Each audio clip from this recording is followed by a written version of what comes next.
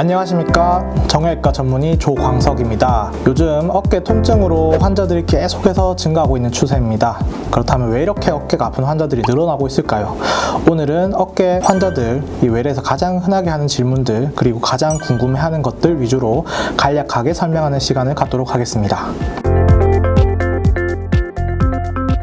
자, 내 어깨는 왜 아플까요? 어깨가 왜 아프냐, 내가 왜 다친 것도 없고 일도 많이 안 했고 왜 어깨가 아프냐고 이제 오시는 어머니들, 아버님들이 많이 있으십니다. 쉽게 설명드리면은 어깨 통증의 원인은 크게 두 가지로 분류를 할 수가 있습니다. 첫 번째는 외상성, 이렇게 넘어지거나 어디 부딪히거나 해서 힘줄이 파열이 갑자기 급성으로 오거나 근육통이나 아니면 심하면은 골절 같은 경우에 외상성으로 오는 경우에 환자들이 있고, 말고는 퇴행성. 퇴행성은 나이가 들면서 회전근개 파열이 점차 진행을 하거나 오십견이나 이런 염증을 동반한 질환이 이제 퇴행성으로 이제 분류를 할 수가 있을 것 같습니다. 이렇게 이제 외상과 퇴행으로 분류를 했을 때 실제로 외래에서 보는 환자들은 대부분이 퇴행성입니다. 거의 10대 90 정도로 퇴행성 환자가 거의 대부분이라고 생각할 수가 있을 정도로 퇴행성 환자들이 많습니다. 그렇다면은 이렇게 퇴행성 환자들이 왜 이렇게 많고, 그 환자들을 어떻게 해서 의사들이 검사를 하고 진료를 할까요? 네, 그러면은 병원에 환자들이 가시면은 이제 병원에서 선생님들이 어깨 염증이 있습니다 라는 이야기를 정말 많이 하시고 실제로 궁금해서 오시는 환자들이 많습니다. 그렇다면 이 염증 반응은 어떤 것일까요? 이거에 대해서 간단하게 제가 설명드리면은 이 염증 반응도 이게 크게 두 가지로 나뉩니다. 이제 첫 번째는 급성기, 그 다음에 두 번째는 만성기입니다.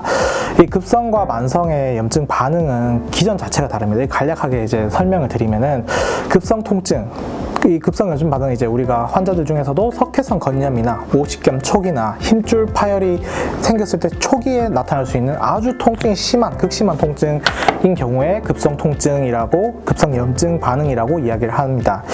그 급성기에는 유트로필이라고 하는 호중구나 대식세포가 있는데, 그런 세포들이 염증 원인 물질들을 직접적으로 공격하고 식세포 역할을 하면서 염증 반응이 시작이 된다고 생각하시면 되고, 그 다음에 두 번째 만성기, 만성 염증 반응은 림프구에서 항체가 형성되면서 지속적으로 손상된 조직이나 이런 타겟 조직의 데미지를 계속 시간 오랫동안 서서히 계속 이제 데미지를 주면서 실제로 급성기 때는 일시적으로 통증이 빠지고 염증 반응도 빨리 이제 떨어지지만, 만성기는 장기적으로, 그 다음에 염증 반응 자체가 길어지면서 정상적인 조직들도 손상을, 데미지를 받을 수밖에 없기 때문에 의사들도 급성기보다는 만성기, 만성 염증에 대해서 더 포커스를 가지고 치료에 임하고 있습니다. 그래서 따라서 석회성 건염이든 오십견이든 회전근개 힘줄 파열이 부분 파열이라도 우리가 통증이 6개월 이상 지속되었을 때, 한마디로 급성기가 끝났는데도 결국은 만성으로 염증 반응이 넘어간다, 만성 통증인데 만성 염증으로 넘어갔을 경우에는 그 반응 자체가 정상 조직도 같이 데미지를 주기 때문에 의사들은 그거에 대해서는 적극적으로 치료를 하자라고 이제 이야기를 하는 것이고, 그렇게 이해를 하면은 되겠습니다.